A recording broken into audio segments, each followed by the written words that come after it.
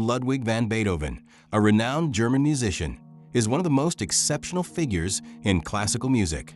He holds an unparalleled place in music history. His contributions to world music are indelible. Beethoven is revered as the saint of music and the great king of symphonies. His primary works include 9 symphonies such as Hero, Destiny, Pastoral, and Moonlight, as well as the violin piece Spring. He epitomized classical music and paved the way for the Romantic era, profoundly shaping global music. Born in 1770 in Bonn, a small town along the Rhine River, Beethoven came from a prestigious musical family. His grandfather was the conductor of the Bonn Court Orchestra, and his father was a tenor in the choir. Determined to mold him into the next Mozart, Beethoven's father subjected him to rigorous training. By age 4, he could play the harpsichord, and by 8, he performed publicly.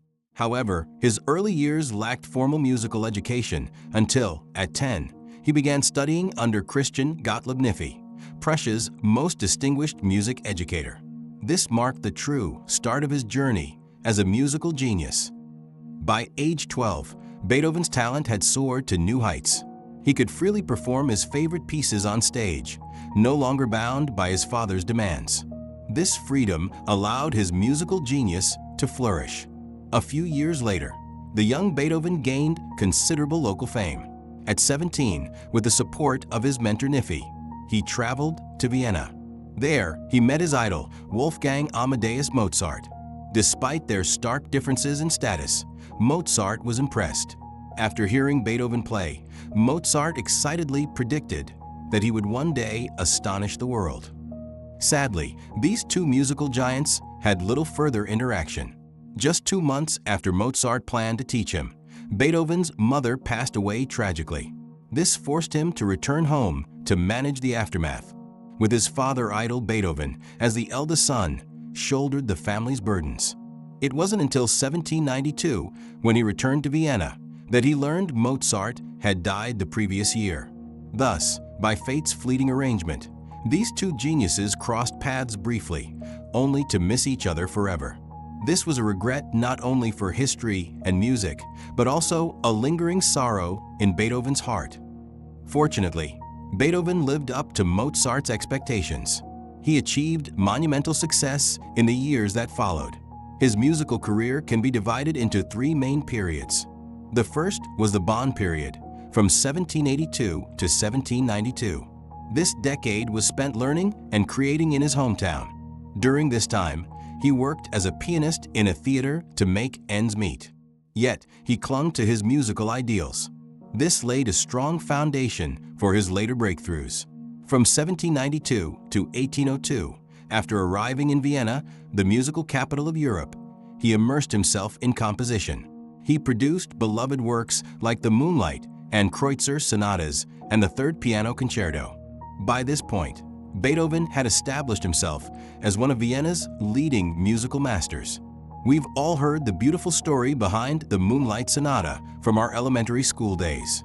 Composed in 1801 and dedicated to his first love, Giulietta, this piece emerged from a poignant chapter in Beethoven's life.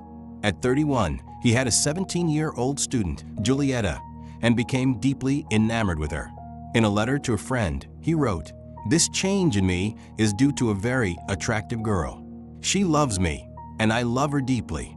For the first time in 2 years, happiness has come to me. I feel that marriage would surely bring me joy." It was perhaps the first time he'd felt this way, but their differing social statuses likely doomed the romance. The Moonlight Sonata earned its name from German poet Ludwig Rellstab. He likened its first movement to a small boat swaying on the moonlit waters of Lake Lucerne in Switzerland. Yet, after arriving in Vienna at 26, Beethoven soon faced a devastating challenge. He began to lose his hearing.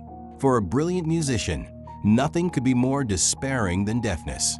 He spent countless days without music, facing an uncertain future. He sank into pain and even despair. Withdrawn and isolated, he retreated to Heiligenstadt, a suburb of Vienna. There, he stubbornly concealed his growing deafness. He buried his suffering deep within. He feared losing his beloved music. He worried he would never again craft moving melodies. In extreme despair, he even drafted a will.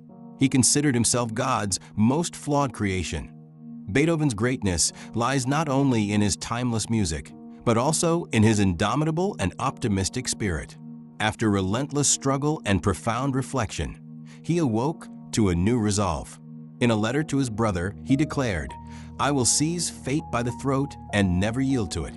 Through the crucible of suffering, Beethoven emerged reborn. His hardships fueled his creativity. With unparalleled optimism and unwavering determination, he composed the world's greatest heroic symphony. This ushered in the most glorious era of his life. As the saying goes, when heaven is about to confer a great responsibility on any man, it will first test his will, exhaust his body, and subject him to hardships. Those who endure what others cannot will achieve greatness. From 1802 onward, despite total deafness, Beethoven overcame immense obstacles. He created works that surpassed his earlier achievements. Amid Europe's political turmoil, his compositions faced repeated setbacks. Yet he persevered with astonishing resilience. Battling deafness, declining health, and poverty, he crafted the Ninth Symphony. This symphony is a testament to his lifelong struggle against fate.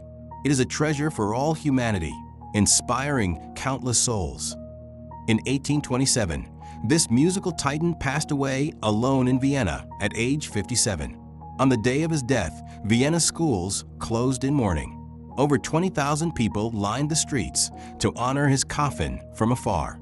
Even in adversity, Beethoven remained passionate. He yearned for light and beauty. Though his ears could no longer hear melodies, an artist's talent endures. The heart always offers the truest guidance. His greatness lies not only in the aesthetic joy and spiritual impact his music brings to the world. It also lies in his unyielding fight and radiant soul amid misfortune. He had a compassionate, optimistic, and noble heart. Before Beethoven, Mozart was undoubtedly Europe's greatest musical figure. Mozart's works were exquisite yet confined to beauty. Beethoven, however, transcended notes and melodies.